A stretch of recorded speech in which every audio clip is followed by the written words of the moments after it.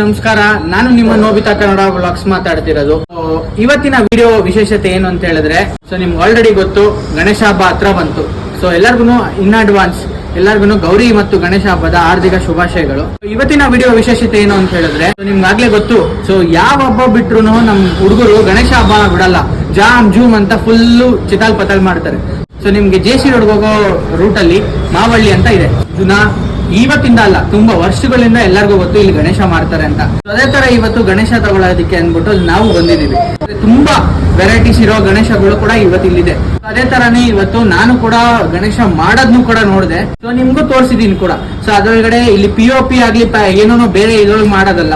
ಇಲ್ಲಿ ಪ್ರತಿಯೊಂದು ಮಣ್ಣಿನ ಗಣೇಶ. ಮತ್ತೆ ನೀವೇನಾದ್ರೂ ಪ್ಲಾನ್ ಮಾಡ್ತಾ ಇದ್ದೀರಾ ಗಣೇಶ ತಗೊಳ್ಳೋದಕ್ಕೆ ಅಂದ್ರೆ ಅರ್ಧ ಅಡಿಯಿಂದ ಮತ್ತೆ 8 ರಿಂದ 9 ಅಡಿವರೆಗೂ ಇಲ್ಲಿ ಗಣೇಶ ಅವೈಲೇಬಲ್ ಇದೆ. ಇನ್ನು ಪ್ರೈಸಿಂಗ್ ಬಂದ್ರೆ 100 ರೂಪಾಯಿಂದ ಹಿಡಿದು 50,000 ಗಣೇಶ ಅವೈಲೇಬಲ್ ಇದೆ.